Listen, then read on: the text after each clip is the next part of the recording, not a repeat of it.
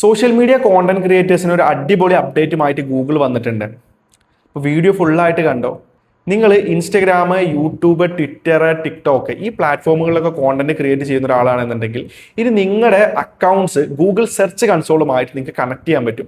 ഒരു പ്രോപ്പർട്ടി ആയിട്ട് തന്നെ കണക്ട് ചെയ്യാൻ പറ്റും. അതായത് ഇതുവരെ ഉണ്ടായിരുന്നത് ഈ ഒരു SEO ചെയ്യുന്ന ആളുകൾ അല്ലെങ്കിൽ വെബ്സൈറ്റ് മാനേജ് ചെയ്യുന്ന ആളുകൾ, ഡിജിറ്റൽ മാർക്കറ്റേഴ്സ്, ഇവരൊക്കെ ആയിരുന്നു മെയിൻ ആയിട്ട് ഗൂഗിൾ സെർച്ച് കൺസോൾ യൂസ് ചെയ്യും നമ്മുടെ വെബ്സൈറ്റിന്റെ ഡാറ്റയും അതിന്റെ ഇൻഡെക്സിങ്ങും കാര്യങ്ങളൊക്കെ അറിയാൻ വേണ്ടിയിട്ട്.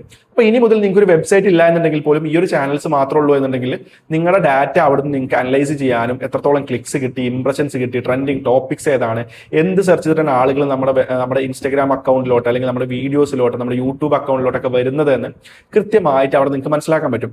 അപ്പോൾ ഇതുകൊണ്ടുള്ള ഉപകാരം എന്താണെന്ന് വെച്ച് കഴിഞ്ഞാൽ നമ്മുടെ ഡാറ്റയൊക്കെ നമുക്ക് ഒരു സ്ഥലത്ത് തന്നെ സ്റ്റോർ ചെയ്തിട്ട് അവിടുന്ന് കൃത്യമായിട്ട് അനലൈസ് ചെയ്യാൻ പറ്റും. അതുപോലെ തന്നെ നമ്മുടെ പോസ്റ്റുകളാണോ, റീൽസ് ആണോ, അല്ലെങ്കിൽ യൂട്യൂബ് ഷോർട്സ് ആണോ, വീഡിയോസ് ആണോ ബെറ്റർ ആയിട്ട് വർക്ക് ചെയ്യുന്നത്, ഇങ്ങനെയൊക്കെ നമുക്ക് കൃത്യമായിട്ട് മനസ്സിലാക്കാൻ പറ്റും. ഒരുപാട് വേറെയും കാര്യങ്ങൾ നിങ്ങൾക്ക് അതിൽ മനസ്സിലാക്കാൻ പറ്റും. എത്രത്തോളം ക്ലിക്സ് കിട്ടി, ഇംപ്രഷൻസ് കിട്ടി.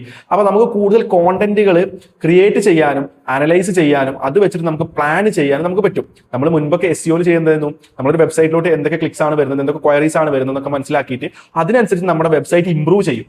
അപ്പോൾ ഈ ഒരു സെയിം മെത്തേഡ് ഇനി സോഷ്യൽ മീഡിയ ചാനൽസിൽ നമുക്ക് ചെയ്യാൻ പറ്റും. നമുക്ക് ഓരോന്നിനും ഓരോ സ്ഥലത്ത് പോയിട്ട് ഇൻസ്റ്റാഗ്രാമിന്റെ അനലിറ്റിക്സിന്റെ അകത്ത് പോവുക, യൂട്യൂബിന്റെ അനലിറ്റിക്സിന്റെ അകത്ത് പോവുക, ഇതൊക്കെ വളരെ കോംപ്ലിക്കേറ്റഡ് ആയിട്ടുള്ള കുറച്ച് പരിപാടിയാണ്. അപ്പോൾ നമുക്ക് എല്ലാ ഡാറ്റയും ഒരു സ്ഥലത്ത് തന്നെ കിട്ടിയിട്ട് നമുക്കതൊന്ന് കമ്പയർ ചെയ്തിട്ട് നമുക്ക് ഷീറ്റിലോട്ടൊക്കെ ആക്കണമെന്നുണ്ടെങ്കിൽ ഏറ്റവും ബെറ്റർ ആയിട്ടുള്ള ഒരു അപ്ഡേറ്റ് ആണിത്. അപ്പോൾ ഇതുപോലത്തെ ഡിജിറ്റൽ മാർക്കറ്റിംഗ് റിലേറ്റഡ് ആയിട്ടുള്ള അപ്ഡേറ്റുകളും കാര്യങ്ങളൊക്കെ അറിയണമെന്നുണ്ടെങ്കിൽ അക്കൗണ്ട് ഒന്ന് ഫോളോ ചെയ്തിട്ടോ. എങ്ങനെയാണ് ഇത് സെറ്റപ്പ് ചെയ്യുന്നത് ചോദിച്ചു കഴിഞ്ഞാൽ വളരെ സിമ്പിൾ ആണ്.